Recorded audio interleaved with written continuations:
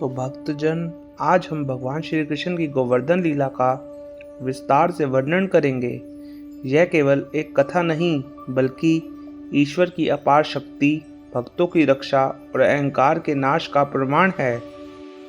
यह लीला हमें सिखाती है कि भगवान ही सच्चे रक्षक हैं और जब भक्त संकट में होते हैं तो वे स्वयं उनकी सहायता के लिए प्रकट हो जाते हैं।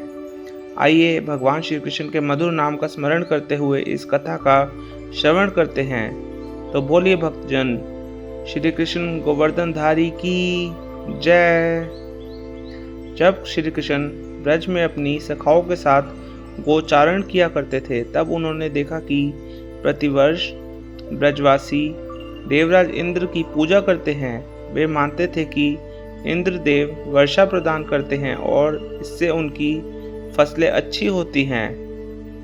बालक श्री कृष्ण ने नंद बाबा और अन्य गोपों से पूछा, पिताजी, हम इंद्र की पूजा क्यों करते हैं? क्या हमें वर्षा केवल इंद्र देव ही देते हैं? नंद बाबा ने श्री कृष्ण भगवान को समझाते हुए उत्तर दिया, हाँ बेटा, इंद्र देवताओं के राजा हैं और वे ही मेघों को भेजते हैं जिससे हमें वर्षा मिलती है। इसलिए हम इंद्र देव की पूजा कर उनका आभार व्यक्त करते हैं। तब श्री कृष्ण भगवान ने अपनी मधुर आवाज में तर्क दिया, हमारी आजीविका गायों और प्रकृति पर निर्भर है। हमें गोवर्धन पर्वत, गायों और वनस्पतियों की पूजा करनी चाहिए, क्योंकि वे ही हमें जीवन प्रदान करते हैं। श्री कृष्ण भगवान ने सभी ब्रजवासियों को इंद्र की पूजा छोड़कर गोवर्धन पर्वत की पूजा करने को कहा। ब्रजवासियों ने श्री कृष्ण के कहने पर गोवर्धन पर्वत की पूजा करनी शुरू कर दी। उन्होंने अन्नकूट महोत्सव बनाया, गोवर्धन को अन्न भोग अर्पित किया और पर्वत की परिक्रमा की।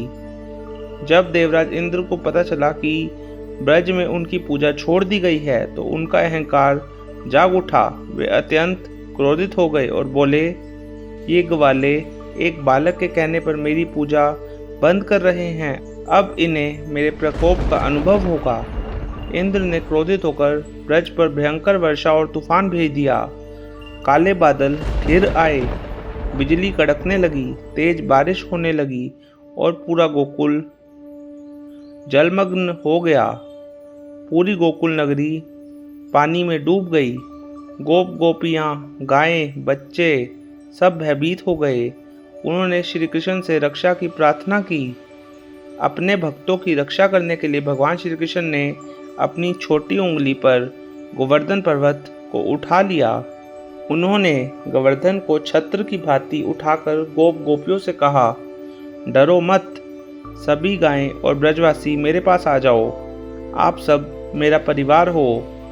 यह गोवर्धन पर्वत हमारी रक्षा करेगा और मैं इसे तब तक उठाकर रखूंगा जब तक इंद्र देव यह बारिश बंद न कर दे।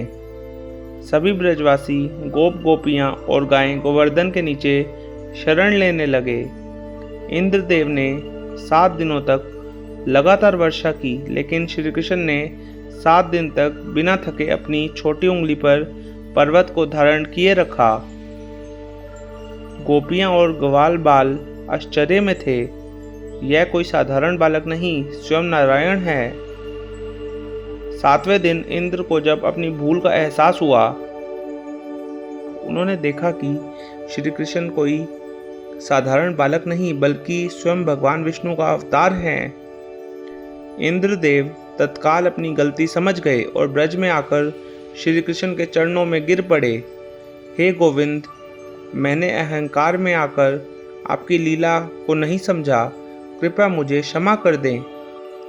श्री कृष्ण भगवान ने इंद्र को क्षमा कर दिया और आशीर्वाद दिया कि वे अपने अहंकार को छोड़कर भक्तों की सेवा करें। इंद्र ने श्री कृष्ण को गोविंद नाम से पुकारा, जिसका अर्थ है गायों और भक्तों के रक्षक। इसीलिए हम आज भी श्री कृष्ण भगवान को गोविंद बुलाते हैं, क्योंकि वह सभी गायों और भक्तों के रक्षक हैं। गोवर्धन लीला का महत्व, अहंकार का नाश। इंद्र को समझ में आया कि सच्चा बल और प्रभाव भगवान के चरणों में ही है। प्राकृतिक पूजन, यह लीला हमें सिखाती है कि हमें प्रकृति, गायें और पर्यावरण का सम्मान करना चाहिए। तीसरा, भक्तों की रक्षा। जब भी भक्त संकट में होते हैं, भगवान उनकी रक्षा के लिए अवश्य आते हैं। और चौथा, सामूहिक और प्रेम।